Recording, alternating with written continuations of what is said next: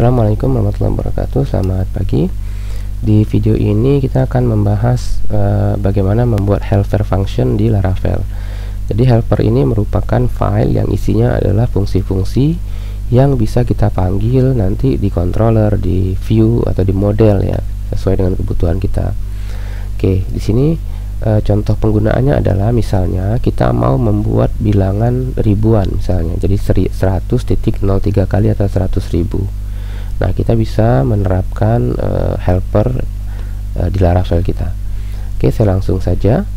Di sini saya akan buat folder ya di app. Di sini kita akan buat folder baru, namanya helper, hanya besar, helper seperti ini.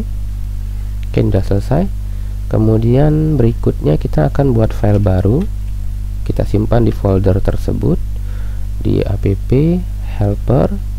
Di sini saya akan buat namanya global, huruf kecil gini ya, global helper ya, kalau namanya bebas ya, boleh global helper atau boleh seperti ini saja, helper.php juga boleh, tidak ada masalah ya. Oke, saya simpan nih namanya helper.php. Oke, kita simpan, filenya udah jadi. Berikutnya adalah kalau kita buat fungsi di sini ya, seperti ini. Kita buat misalnya function format rupiah, kita masukkan nominal. Oke, kita buat nih gini misalnya, return rp. Nah, function kita ini kan fungsi ya, kalau kita panggil di biaya indeks dia tidak dikenali.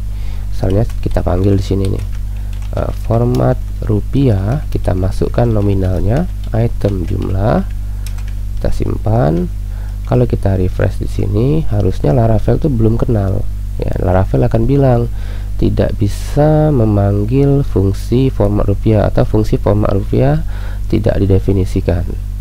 Nah, jadi kita kenalkan dulu file helper kita ini ke Laravelnya. Cara mengenalkannya itu kita buka file composer.json yang ada di luar sekali ya, adanya di luar ini. Ini. Oke, kemudian di bagian autoload dia ada dua, ada autoload, ada autoload dev. Nah, saya di bagian autoload, di sini saya tambahkan files, kemudian titik 2 seperti ini. Oke, langsung kita panggil filenya. Nih, jadi files langsung kita panggil helper kita, file helper kita seperti ini. Nah, kalau sudah, simpan.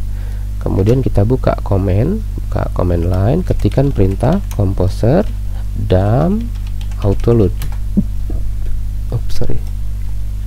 Oh, ini ada kesalahan penulisan di JSON nya. Kita cek dulu kenapa dia ada, oh ini sorry, ini lupa koma ya, harus ada koma. Oke, sudah, kita ulang lagi perintah dump nya, harusnya sekarang dia udah jalan. Jadi file JSON-nya itu harus dipisahkan dengan titik koma seperti itu. Mungkin udah selesai. Kalau udah selesai, ini bisa kita tutup. Sekarang tinggal kita refresh. Harusnya sekarang ini sudah jadi format rupiahnya. Oke, ini ada koma 0 di belakang, kita tidak mau. Ini kita ganti jadi 0. Oke, udah selesai nih. Kemudian prefix-nya kita bisa buat dia opsional. Prefix sama dengan null. Kita buat di sini prefix sama dengan, jika prefix sama dengan null, bisa gini kayaknya, prefix sama dengan null. Kalau dia sama dengan null itu maka kita tampilkan rp misalnya ya. Ini tergantung kita sih maunya gimana ya. Maksud saya itu nanti kita opsional, bisa pakai prefix rp, bisa juga tanpa prefix rp seperti itu. Kalau kita buat misalnya seperti ini, kita simpan, ini kita ganti jadi prefix, simpan juga. Oke, kita refresh, maka prefixnya muncul nih, rp. Kalau kita mau ganti prefix dengan gaya kita sendiri, misalnya di sini saya mau pakai IDR misalnya, IDR, kita coba. Oke, sudah. Kemudian prefixnya muncul nih, rp. Kalau kita mau ganti prefix dengan gaya kita sendiri, misalnya di sini saya mau pakai IDR misalnya, IDR, kita coba. Kita maka harusnya muncul IDR-nya, ya, IDR titik misalnya, spasi titik, seperti itu format IDR-nya. Oke, udah jadi. Ya, jadi kita bisa buat ini kayak if ya.